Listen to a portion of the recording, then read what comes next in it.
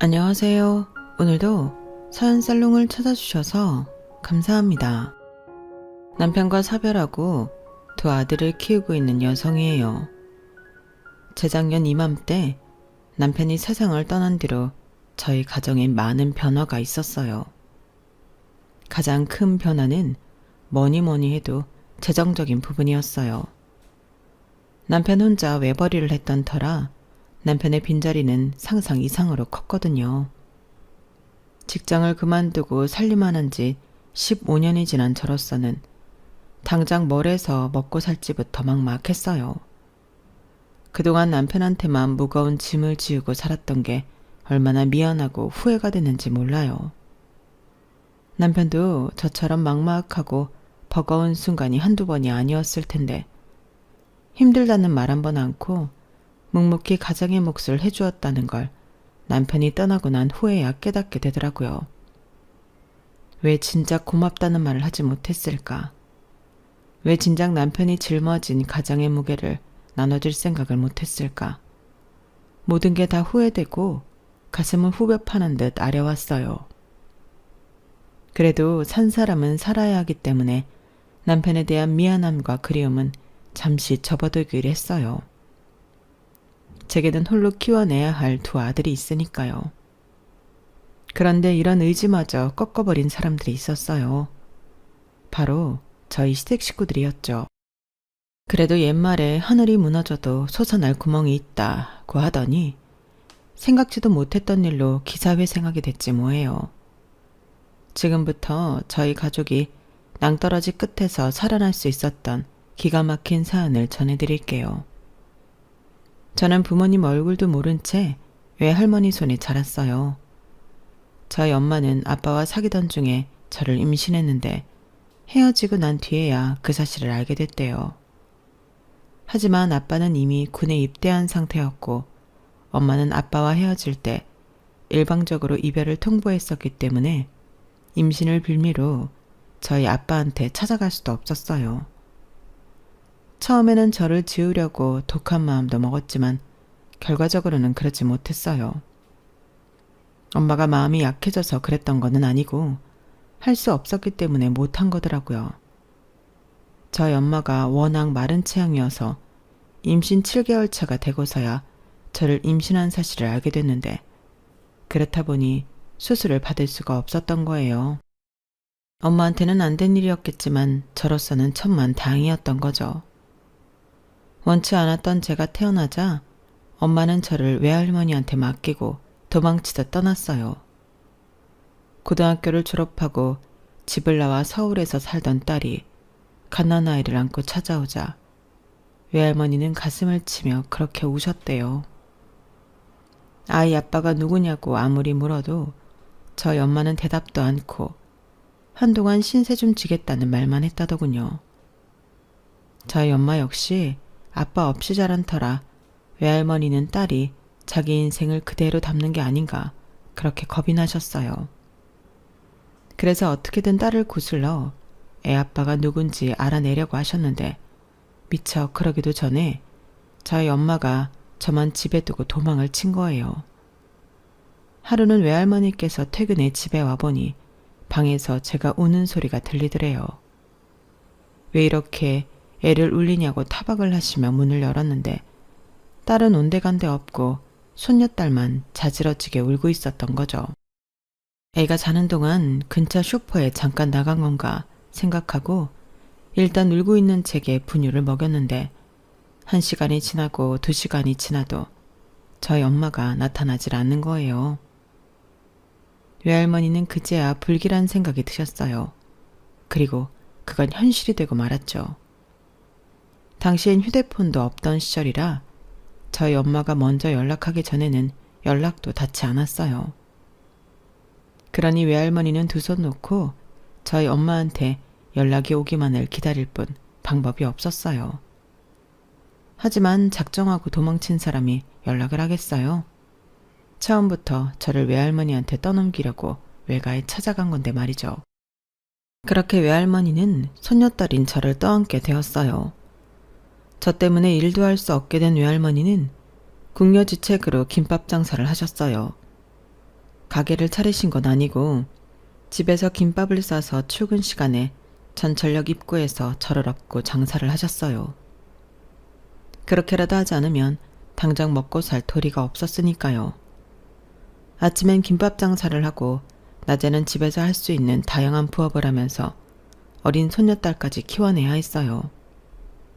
지금처럼 육아를 위한 정부 지원 정책이 제대로 마련되지 않았던 시절이라서 외할머니는 오로지 자신을 희생해서 저를 키우셔야 했어요. 가난아기를 맡아줄 보육기관도 없었고 그렇다고 생활보조도 받을 수 없었으니까요. 저야 너무 어려서 그때의 기억이 없으니 얼마나 힘들었을지 정확히 알 수는 없지만 저한테 그렇게 살아보려고 한다면 도저히 못할 것 같아요.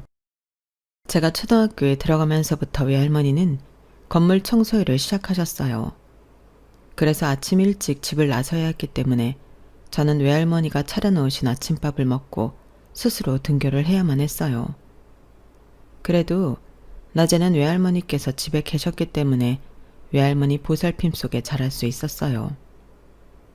지금 생각해보면 비록 생활은 넉넉하지 않았지만 그래도 외할머니 덕분에 삐뚤어지지 않고 온전히 자랄 수 있었던 것 같아요.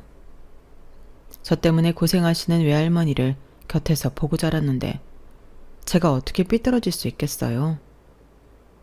가난 아이를 일찍 철들게 한다고 저 역시도 또래들에 비해 어른스럽다는 말을 많이 듣고 자랐어요. 내가 잘못하면 외할머니께서 학교에 불려가실 거고 그러면 저 때문에 가슴이 아프실 테니까 애초에 그런 일을 만들고 싶지 않았어요. 그래서 공부도 열심히 하고 문제가 될 일은 일부러 피하고 살았어요. 그런데 뜻밖의 일로 외할머니께서 학교에 불려가신 거예요. 다름 아닌 제 고등학교 진학 문제 때문이었어요. 사연이 정도면 인문계 진학해서 명문대 진학도 가능한 아이인데 자꾸 실업계를 고집했어요. 외할머니와는 상의된 일인지 궁금해서 이렇게 오시라고 했습니다. 담임선생님 말에 외할머니는 깜짝 놀라셨어요. 그도 그럴 게 지금까지 제가 외할머니께는 실업계 고등학교에 가겠다는 말을 한 적이 없었거든요. 아니요. 저는 그런 얘기를 들은 적이 없어요.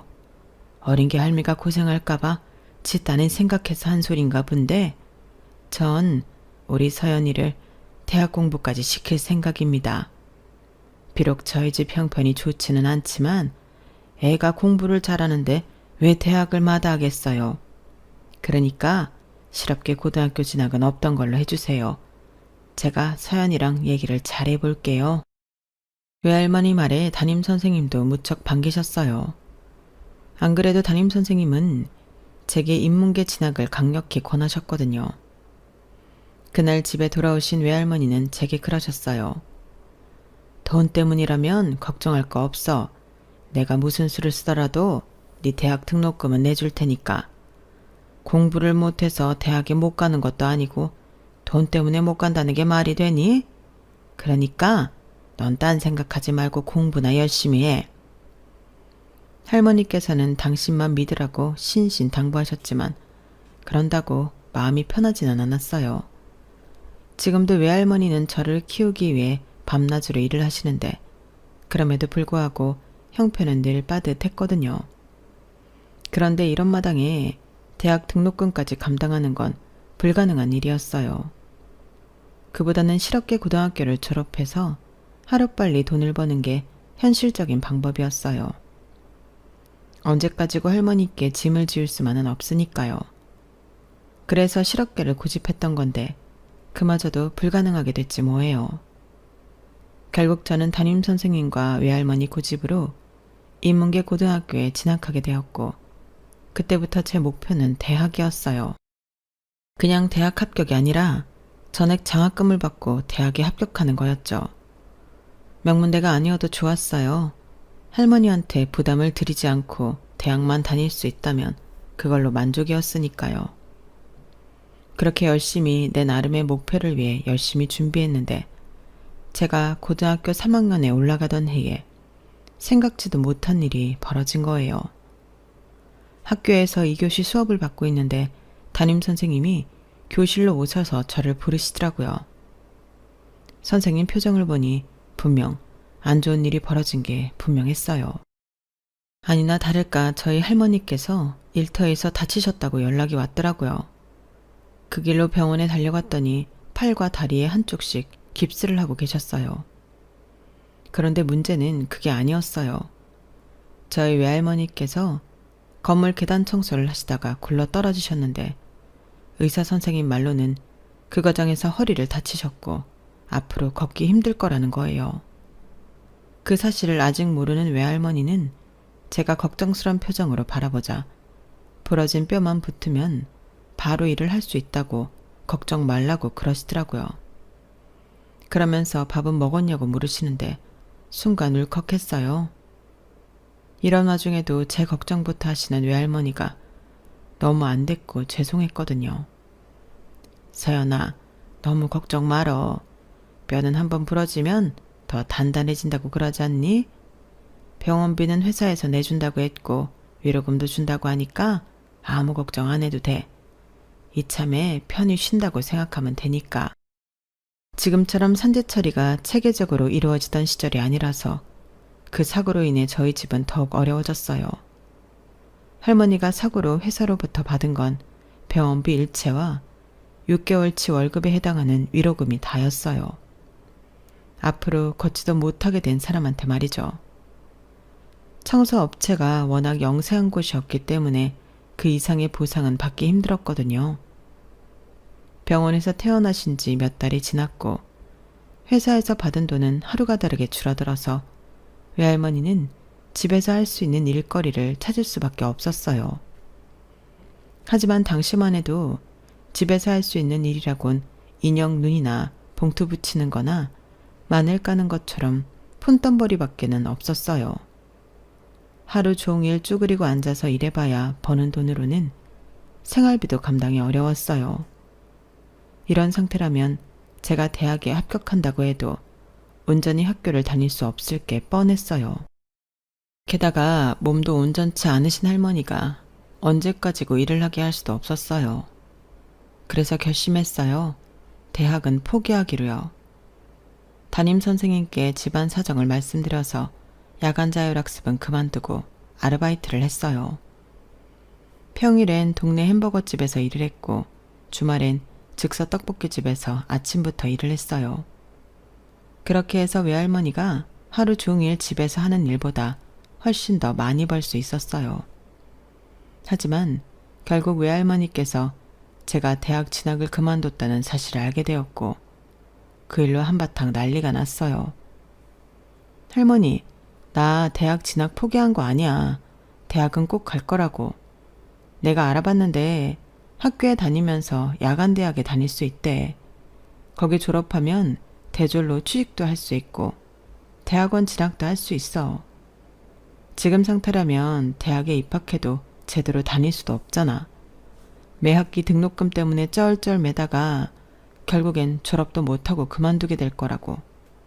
그럴 바에야 취직해서 돈도 벌고 야간 대학을 다니는 게 훨씬 낫다고 생각해.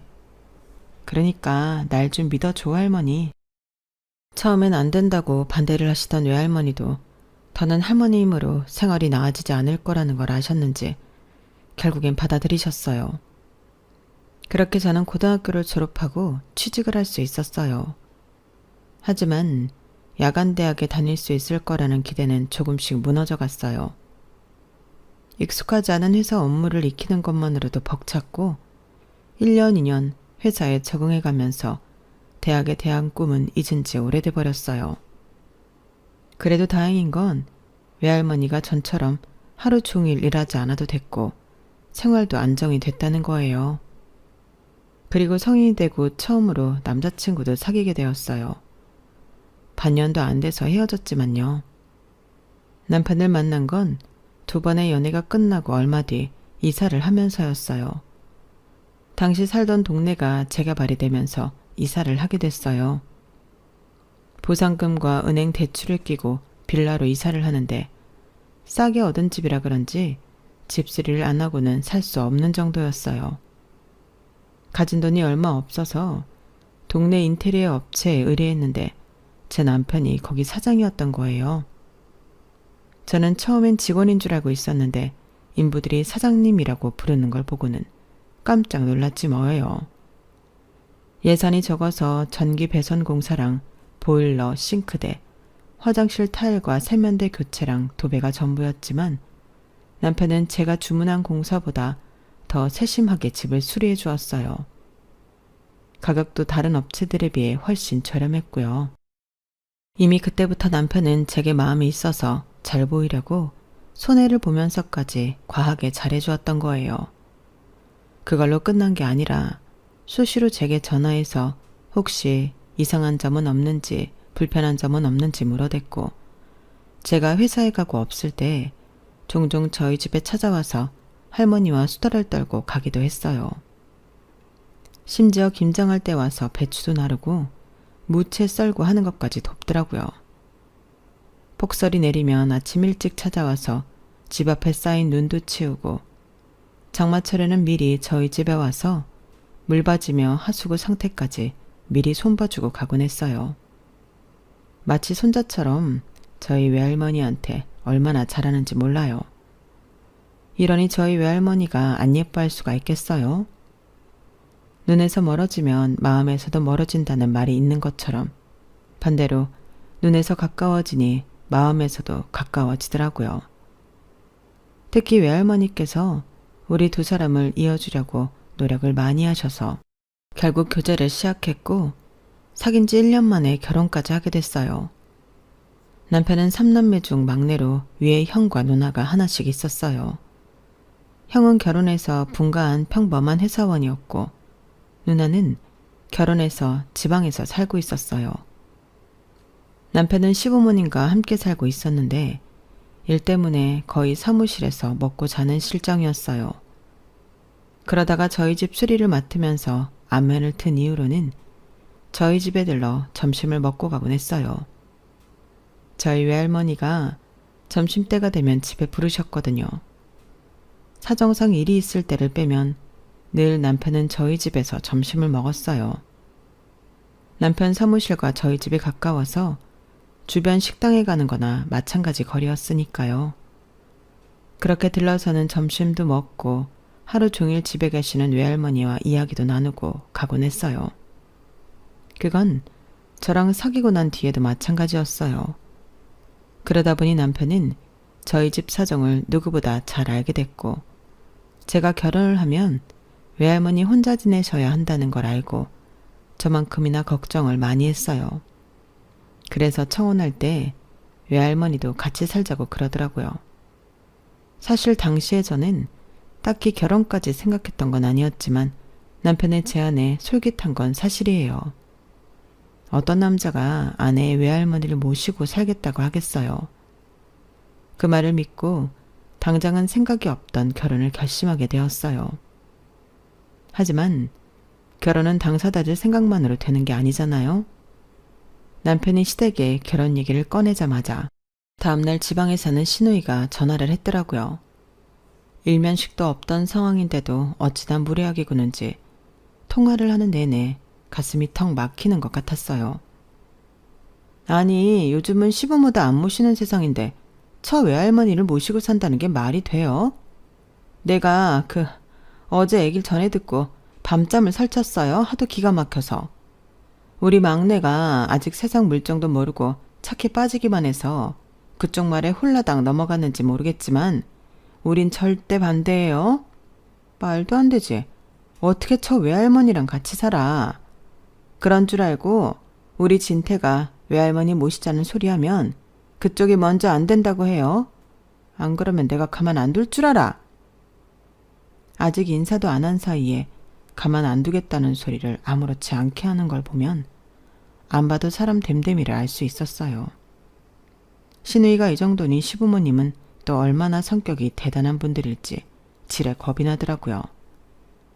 이 일은 어떻게 처리해야 할지 몰라서 고민을 했더니 옆자리 선배님이 그러시더라고요. 이럴 땐 혼자 소갈이하지 말고 남자친구한테 솔직하게 말하는 게 맞아. 괜히 중간에서 양쪽 얘기 받아주며 스트레스 받았다간 결혼이고 뭐고 쭉 나는 거니까. 그런데 그 시누이란 사람 좀 그렇다. 아직 만나본 적도 없다며. 그런데 전화해서 그딴 소리를 하냐.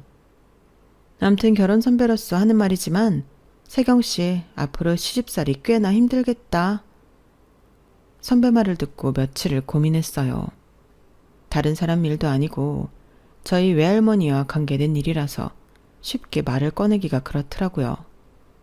그래도 결혼을 결심한 이유가 외할머니와 함께 산다는 조건이었기 때문에 저도 그냥 물러설 수만은 없었어요. 그래서 남편한테 솔직히 털어놓았죠. 그리고 그 일은 생각보다 더 큰 파장을 몰고 왔어요. 시댁에 찾아가 인사도 드리기 전에 저희 시부모님이 결혼을 반대하고 나섰거든요. 남편이 일일이 제게 그 말을 전하진 않았지만 수시로 남편이 시댁 식구들한테 전화로 시달리는 모습을 봤기 때문에 모를래야 모를 수가 없었어요. 이런 상황인데도 남편은 저와 외할머니 앞에서 늘 밝은 표정으로 지냈으니 그 속이 오죽했겠어요. 당장이라도 결혼식을 올릴 것처럼 서둘던 남편은 시댁 식구들 반대에 부딪혀 그 후로는 결혼식 얘기를 꺼내지 않았어요. 게다가 지방 출장을 간다는 이유로 전처럼 자주 만날 수도 없었고요. 그래서 이 사람과는 서서히 멀어지겠구나 생각했는데 반년쯤 지나 남편이 자기 집에 인사드리러 가자고 그러지 뭐예요. 그러면서 지방에 살던 누나가 이혼을 하고 본가에서 함께 지내고 있다는 얘기를 해주었어요. 그러면서 누나도 우리 결혼을 찬성한다며 너무 걱정 말라더군요. 아니, 불과 반년 전까지만 해도 제게 전화까지 해서 그 난리를 치던 사람이 갑자기 결혼을 찬성한다니 이상하잖아요. 그래서 어떻게 된 일인지 캐물었더니 실은 매영이랑 이혼할 때 내가 도움을 줬거든. 매영이 신혼 때부터 누나한테 손찌검을 했었나 봐. 딸 자식이 남편한테 맞고 사는데도 우리 부모님은 그냥 참고 살라는 말씀만 하시는 게 참을 수가 없더라고. 그래서 누나한테 변호사를 선임해줬어. 마침 나랑 고등학교 동창 중에 이혼 전문 변호사가 있었거든. 그 덕에 위자료도 꽤 받고 이혼할 수 있었다고. 누나가 우리 결혼에 힘을 실어주기로 한 거지. 내가 한동안 지방 출장이 잦았던 것도 누나 일 돕느라 그랬던 거야. 괜히 혼자 오해를 했던 게 미안하더라고요. 형이랑 형수도 우리 결혼에 반대는 안 한다니까 부모님만 잘 구슬리면 올해 안에 식을 올릴 수 있을 것 같아. 그동안 혼자 마음고생하게 해서 미안해. 대신 내가 결혼하면 진짜 잘할게. 약속해. 어떻게든 자기 식구들의 마음을 돌리기 위해 뒤에서 노력해온 남편의 모습에 고맙기도 하고 한편으론 든든하다는 생각도 들었어요. 외할머니랑 둘이 살면서 딱히 누군가에게 의지를 할 수 있는 상황이 아니었기에 어릴 때부터 무슨 일이 생기면 내가 해결해야 한다는 강박이 있었거든요. 그런데 이제는 누군가의 등에 기댈 수 있다는 사실에 그렇게 안도감이 들더라고요. 그래서 시부모님만큼은 어떻게든 내 힘으로 설득하겠다 마음먹었어요. 처음 인사를 드리러 갔을 때는 예상했던 것처럼 제게 냉랭하게 대하시더라고요. 그래서 더 자주 찾아뵙고 선물도 자주 해드렸어요. 자기 몸 챙기는 걸 아주 중요하게 생각하시는 시아버지께는 보약도 해드리고 건강의료기도 선물로 해드렸어요. 그랬더니 처음보다 많이 누그러지시더라고요. 시어머니께는 화장품이며 옷, 구두 같은 선물을 해드렸는데 지금까지 살면서 당신이 입고 쓰는 거에 돈을 써보신 적이 없는 시어머니로서는 제 선물이 반가우셨던가 봐요. 선물을 드릴 때마다 그렇게 좋아하시더라고요. 영화 대사 중에 사람을 구워 삶으려면 뭘 좀 먹이면 된다고 그러더니 돈을 쓰는 만큼 확실히 효과는 있더라고요. 그렇게 시부모님께 최선을 다한 결과 그의 늦가을에 결혼식을 올릴 수 있었어요. 신혼집은 외할머니와 제가 살던 집에 꾸렸고요. 야, 요즘 세상에 나처럼 빈손으로 결혼하는 남자도 없을 거야. 할머니, 대신 제가 평생 할머니께 효도하고 살게요. 제가 할머니 댁에 얹혀 사는 거니까 제 눈치 보시면 안 돼요. 여긴 할머니 집이니까요. 그렇다고 저 눈치 주셔도 안 돼요. 아셨죠? 혹시라도 외할머니께서 손녀 사이 눈치 보면 불편해하실까봐 남편은 이런 말을 입에 달고 살았어요. 이제는 연세가 많이 드셔서 음식 솜씨가 예전만 못한데도 남편은 늘 맛있다고 엄지손가락을 치켜 세우곤 했었죠. 이렇게 살갑고 마음 따뜻한 손녀 사이가 또 어디 있겠어요. 아빠가 이러니 저희 아이들도 외증조 할머니를 깍듯이 모셨어요. 오죽하면 저희 할머니께서 이런 말을 하셨겠어요. 남편복 없는 년은 자식복도 없다는데 그래도 나는 손녀딸 복은 있었나 보다. 늙음하게 손녀 사위랑 증손자들한테 이렇게 대접받고 살 줄 누가 알았겠니? 고맙다. 고마워. 외할머니는 눈물을 글썽이시며 저와 남편한테 고맙다는 말씀을 종종 하셨어요. 사실 고마운 건 전데 말이죠. 엄마 대신 저를 키워주신 것도 모자라 증손자까지 키워주셨는데 말이죠.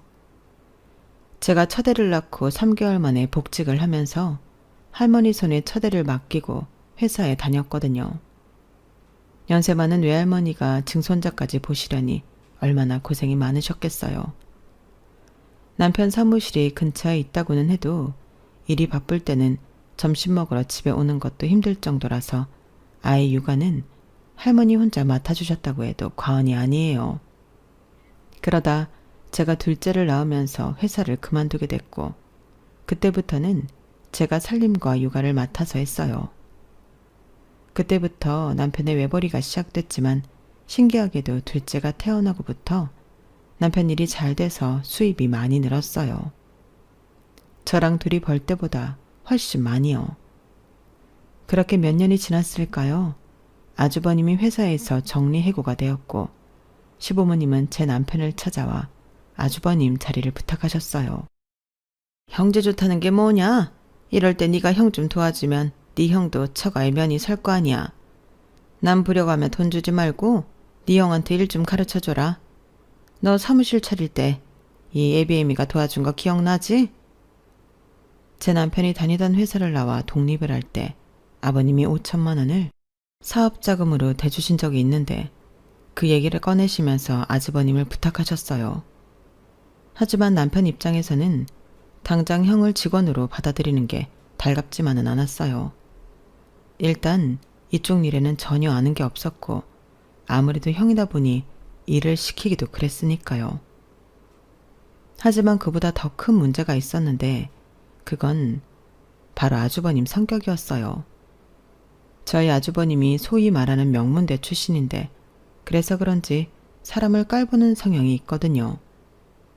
제가 고졸이라는 이유로 지금까지도 제게 함부로 하는 걸 보면 남편한테는 더하면 더했지 절대 덜할 리가 없거든요. 그걸 아는 남편이니 왜 걱정이 안 되겠어요. 그래도 시부모님 부탁 때문에 어쩔 수 없이 아주버님을 받아들일 수밖에 없었는데 처음 사무실에 나오자마자 아주버님이 이러신 거예요. 설마 나보고 현장에서 인부들이랑 같이 일하라고 하는 건 아니지? 난 그런 건 못한다. 그러니까 현장은 네가 나가고 사무실 내가 지키마. 그나저나 주 5일 근무 맞지? 내가 이래봬도 대기업 출신인데 연봉은 제대로 쳐줘야 한다. 참, 야근 수당이랑 상여금은 정확히 어떻게 되냐? 못 박는 일 하나 못하는 사람이 따지는 건 뭐가 그리 많은지. 남편 밑에서 일하는 직원들도 혀를 내두를 정도였어요. 오죽하면 저를 볼 때마다 붙잡고 아주버님 욕을 했을까요? 일을 배우겠다고 온 건지 그저 놀면서 사장 노릇을 하겠다고 온 건지 모를 정도로 아주버님은 정말이지 가관도 아니었어요. 그렇게 1년 넘게 지내는 동안 아주버님과 싸우고 나간 직원만 해도 5이나 됐고 더는 참을 수 없었던 남편이 아주버님한테 그만두라고 말했어요. 그랬더니 바로 노동청에 신고를 한 거 있죠. 말도 안 되는 이유를 달아서 제 남편을 악덕업주로 둔갑시켰더라고요. 솔직히 변호사를 선임해서 법대로 처리하고 싶었지만 중간에서 시부모님이 하도 난리를 치셔서 아주버님이 원하는 대로 들어주고 퇴사 처리해버렸어요. 그 일로 저희한테 감정이 안 좋아진 아주버님과 형님은 명절이나 시부모님 생시 때 얼굴을 마주칠 때마다 들으라는 듯 제 남편을 욕을 했어요. 저희 부부만 있을 때 그러면 참아주겠는데 저희 두 아들이 있는 앞에서까지 그러니 정말 못 참겠더라고요. 그래서 제가 나서서 말씀을 드렸죠.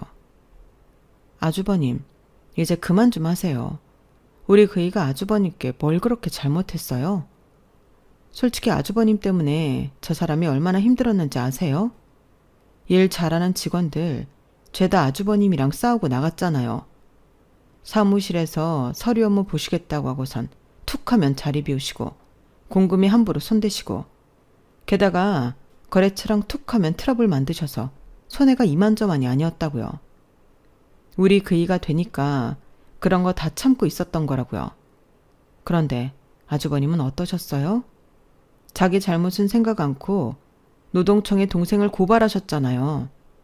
그때도 변호사 선임할까 하는 거 아버님이 말리셔서 그만둔 거예요. 그런데도 어쩜 툭하면 그이 못 잡아먹어서 난리세요? 그러자 형님이 나서서 그러더군요. 어머머? 동서, 무슨 말을 그렇게 해? 자기가 가방끈이 짧아서 그런가 사태 파악을 제대로 못하는가 본데 우리야말로 아버님 부탁받고 서방님 도와주려고 거기 갔던 거야. 아니, 애초에 우리 남편 학벌에 스펙에 그런 코딱지만한 사무실에 갈 일이 있겠어? 기껏 가서 일 도와줬더니 사람을 쫄로 보고 말이야. 어디서 지영한테 이거 해라 저거 해라 지시를 해. 내가 아주 그 얘기 듣고 열불이 터져서 당장 그만두라고 했었어. 그런데도 형이라고 부족한 동생 도와주겠다고 거길 간 사람한테 단물 다 빼먹곤 그만두라니 이게 말이 되는 소리냐고. 하여간에 어쩜 부부가 그리 똑같은지 염치 없는 것까지 꼭 닮았네. 누가 할 소리를 하는지 원. 결국 그날 말다툼은 형제간의 주먹다짐으로 이어졌고 그날 이후 우리 가족은 시댁과 연락을 끊고 살게 됐어요. 부동산 시장이 침체됐다고는 해도 워낙 주변의 평판이 좋았던 남편은 꾸준히 사업을 이어갈 수 있었어요. 그러는 사이 집도 신축 아파트로 넓혀가게 돼서 이제야 사람답게 살아보나 했는데 새 집으로 이사하고 2해 만에 저희 외할머니가 세상을 떠나신 거예요. 주변에서는 그 나이 되도록 외손녀 부부랑 외증 손주들 재롱 보면서 사셨으니 호상이라고 말했지만 가족 입장에선 어디 그런가요? 외할머니가 조금만 더 같이 사셨으면 하는 아쉬움 뿐이었어요. 든자리는 몰라도 난자리는 크게 느껴진다고 외할머니의 빈자리는 생각보다 컸어요. 하루는 소파 옆에 베이커리 봉투가 놓여있길래 안을 봤더니 모나카 상자가 있더라고요. 남편이 퇴근길에 베이커리에 들러 외할머니가 좋아하시던 모나카를 사오곤 했었는데 외할머니도 안 계신 마당에 누가 이걸 사왔을까 했죠. 그랬더니 안방에서 나오던 남편이 그러더라고요. 어제 거래처 사람들이랑 술을 마셨는데 버릇처럼 빵집에 들러 모나카를 사들고 왔지 뭐야. 집에 와서야 할머니가 안 계시다는 게 떠올랐어. 저만큼이나 외할머니를 끔찍이 챙기던 남편이었기에 그 모습이 더욱 애처롭게 느껴졌어요. 외할머니의 빈자리는 그 후로도 한참이나 우리 가족을 힘들게 했지만 그래도 산 사람은 살게 된다고 시간이 흐르자 조금씩 그리움도 옅어지더군요. 그런데 또 다른 이별이 우리 가족을 찾아온 거예요. 아침 일찍 밀린 일이 있다고 사무실로 출근했던 남편이 심근경색으로 쓰러진 거예요. 구급차에 실려 병원으로 향할 때까지만 해도 의식이 있었던 남편이었지만 제가 연락을 받고 병원에 도착해보니 이미 세상을 떠난 뒤더라고요. 외할머니가 돌아가셨을 때는 곁에 남편이 있어서 버틸 수 있었지만 남편이 떠나자 도저히 정신을 차릴 수 없더라고요. 고등학교 1학년인 큰아들과 중학생인 둘째 아들이 저를 대신해 상주자리를 지켜주었고 저는 반쯤 어리 나간 사람처럼 장례식장 한 구석을 지켰어요. 남편이 없는 인생은 상상도 해본 적이 없어서 앞으로 어떻게 살아가야 할지 막막하더라고요. 제가 아이들을 키우느라 회사를 그만둔 지도 10수년이 지난 데다가 남편이 하는 인테리어 일은 전혀 아는 게 없어서 당장 뭐부터 해나가야 할지 몰라 두렵기만 했어요. 그런데 장례가 끝나고 이틀쯤 지났을까요? 시부모님이 아주버님과 함께 집에 찾아오셨더라고요. 아주버님이 저 대신 장례식장 계약부터 납골당 선정까지 많은 일을 도와주셨기 때문에 감사 인사부터 드렸어요. 그런데 내 동생 장례식인데 형인 내가 나서는 건 당연한 거 아닙니까? 피 한 방울 안 섞인 재수씨가 나한테 감사 인사할 일이 아니에요. 싸늘한 말투로 그렇게 말하는데 순간 뭔가 잘못되고 있다는 생각이 들었어요. 아니나 다를까 아버님이 그러더라고요. 이제 내 아들도 세상 떠났으니 우리가 더 마주칠 일이 있겠니? 그래서 말인데 우리 막내가 하던 사무실 말이다. 그거 앞으로는 큰애가 맡아서 할 거다. 그러니 너는 너대로 살아갈 궁리를 해. 아버님, 그게 무슨 말씀이세요? 그의 사무실을 아주버님이 하시다뇨. 그러자 아주버님이 당연한 거 아니냐는 듯 그러더군요. 내 동생이 하던 사업인데 형인 내가 맡아서 이어가는 게 맞지. 뭐가 문제라는 겁니까? 까놓고 말해서 재수씨가 인테리어에 대해 뭘 합니까? 그래도 나는 녀석이랑 같이 일해본 적도 있고 사회 경험도 많으니 내가 맡는 건 당연한 거죠. 게다가 그 사무실 차릴 때 아버지가 돈 대줬던 거 잊었어요? 엄격히 따지면 그 사무실은 우리 아버지 소유인 거나 마찬가지라고요. 그러니까 재수씨는 재수씨 나름대로 자식들 데리고 살궁이나 하란 말입니다. 눈 뜨고 코 베인다는 건 이럴 때를 두고 하는 말인 거예요. 결국 저는 손도 써지 보지 못한 채 아주버님한테 남편 사업체를 뺏겼고 그 후로 두 아들과 살아가기 위해 생활전선이 뛰어들 수밖에 없었어요. 40이 넘은 주부가 할 수 있는 일이라곤 식당 일이나 파출 도우미 정도가 다였어요. 특별한 기술이 있다면 모를까 사회 경력도 오래전에 끊긴 저로서는 더더욱 할 수 있는 게 제한적이었죠. 한 달 꼬박 식당에서 일을 해도 아파트 관리비에 생활비를 내고 나면 남는 게 없었어요. 게다가 두 아들 학원비가 버거워 학원까지 줄여야 하는 상황까지 오게 되었어요. 둘째도 둘째지만 고등학생인 큰아들은 지금 학원을 끊게 되면 대학 진학에 큰 영향을 끼칠 것 같아서 일단 작은 애 학원만 정리를 했는데 그런 노력에도 불구하고 생활은 늘 쪼들리는 거예요. 몸을 쓰는 일이다 보니 쉬지 않고 일을 하자 제 몸에 이상이 오기 시작했고 결국 쉬는 날이 늘어가면서 벌이가 시원치 않았거든요. 거기다 카드 할부금에 현금 서비스를 받은 것까지 매달 여러 개의 카드로 돌려치기를 해봤지만 더는 버틸 수 없는 상황에 이르고 만 거예요. 차라리 집을 팔지 그러냐고 하시겠지만 저라고 그 생각을 안 했겠어요. 진작에 부동산에 집을 내놨는데도 사겠다는 사람이 없더라고요. 정말이지 누구한테 도움을 받을 길도 없고 해서 일단 은행에 찾아가 대출을 신청해 보기로 했어요. 집을 담보로 돈을 빌리려고요. 그래서 안방 서랍에 숨겨둔 집 문서를 꺼내 들었는데 거기에 큰애 이름으로 된 통장이 하나 있더라고요. 예전에 애들이 받은 명절 용돈을 모아두던 통장이었는데 용케도 안 없어지고 있었던가 봐요. 안에 얼마가 들어있는지 모르겠지만 푼돈이라도 일단 찾아야겠다는 생각에 통장까지 챙겨서 은행으로 갔어요. 그런데 은행 직원이 제게 이러는 거예요. 통장에 17억이나 있는데 집을 담보로 소액대출을 받으시겠다고요? 네?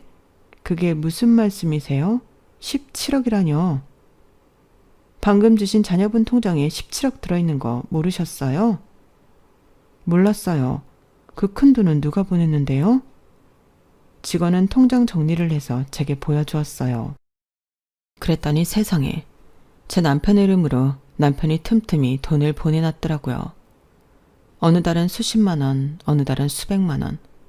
오랜 시간 동안 그렇게 쌓인 돈이 자그마치 17억이나 되더군요. 통장에 찍힌 숫자를 보는데 눈물이 흘러나왔어요. 아마도 남편은 자신이 죽으면 시댁에서 자기 회사를 뺏어갈 걸 알았던 거겠죠. 그래서 이렇게 아무도 모르게 돈을 숨겨놓은 거 아니겠어요? 일단 아들 통장에서 얼마간의 돈을 빼서 밀린 카드값과 급하게 막아야 할 것들을 처리했어요. 그리고는 둘째 아들도 다시 학원에 등록시키고 모처럼 아이들이 좋아하는 소고기로 잔뜩 사들고 왔어요. 집이 어려워지면서 눈치를 보느라 먹고 싶은 것도 말 못하고 있던 아이들은 식탁에 오른 등심 스테이크를 보자 눈이 동그래지더군요.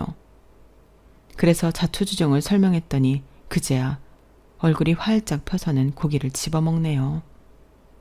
남편의 현명한 판단 덕분에 저희 세 식구는 살 길이 열렸어요. 요즘 저는 이 돈으로 뭘 해서 애들이랑 먹고 살까 고민 중인데 솔직히 경기가 너무 안 좋아서 선뜻 뭔가를 시작하기 힘드네요.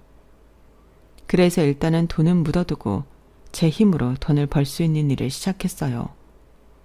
호텔 객식 청소 일인데 애들 등교시키고 집에 들어오기 전까지 할 수 있는 일이라서 저한테는 시간적으로도 딱이고 일도 그리 힘들지 않아서 현재로서 만족하고 있답니다. 주변에선 왜 하필 청소일이냐고 그러는데 이 일이 뭐 어때서요?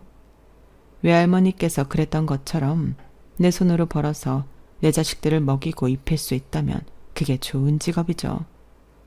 중요한 건 제 아이들 앞에 떳떳할 수 있는 엄마가 되는 거 아니겠어요? 앞으로 어떤 시련이 다가올지 모르겠지만 이제는 제가 두 아들한테 든든한 바람막이가 되어주려고 합니다. 저는 엄마니까요. 지금까지 제 사연을 들어주셔서 감사합니다. 여러분들도 항상 건강 조심하시고 매일매일 행복하세요. 여러분, 사연 댓글에 응원과 현명한 조언 부탁드려요. 좋아요와 구독은 저에게 큰 힘이 됩니다. 오늘도 좋은 일 가득하세요.